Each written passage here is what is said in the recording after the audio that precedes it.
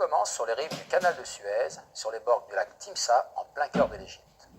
La vie s'écoule paisible, sous un ciel toujours bleu. Le temps ne semble pas avoir de prise sur les choses et les êtres. Nous sommes en 1939.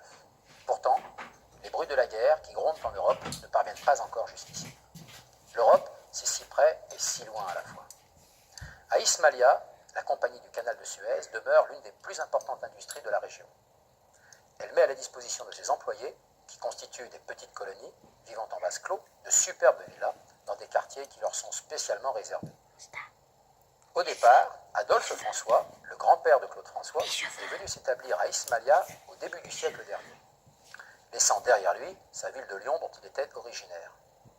Il occupait un poste d'ingénieur à la compagnie du canal de Suez, jusqu'à la fin de sa vie. Puis, son fils, Aimé François, né à Ismailia, prend la relève en qualité de sous-chef de la gare du réservoir de cette même compagnie.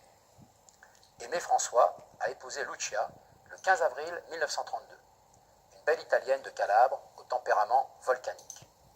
De leur union naît un premier enfant, Marie-Josée. 3 ans plus tard, Lucia François est sur le point de donner naissance à un second enfant.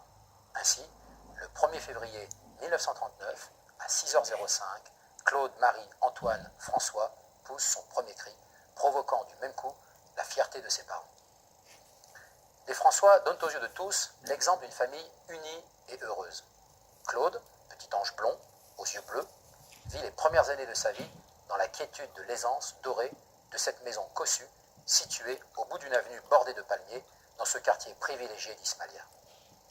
Il est choyé par ses parents et sa grande sœur Marie-Josée, qui se fait désormais appeler Josette, car le petit Claude ne parvient pas à prononcer correctement son prénom.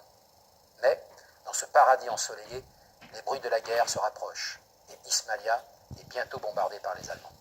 La villa des François est détruite, Claude et sa sœur Josette s'installeront chez leur grand-mère paternelle, qui possède une maison dans le centre-ville d'Ismailia. L'histoire est en marche. Lucia et Aimé François sont loin de se douter que leur fils deviendra en France, bien des années plus tard, l'idole de plusieurs générations.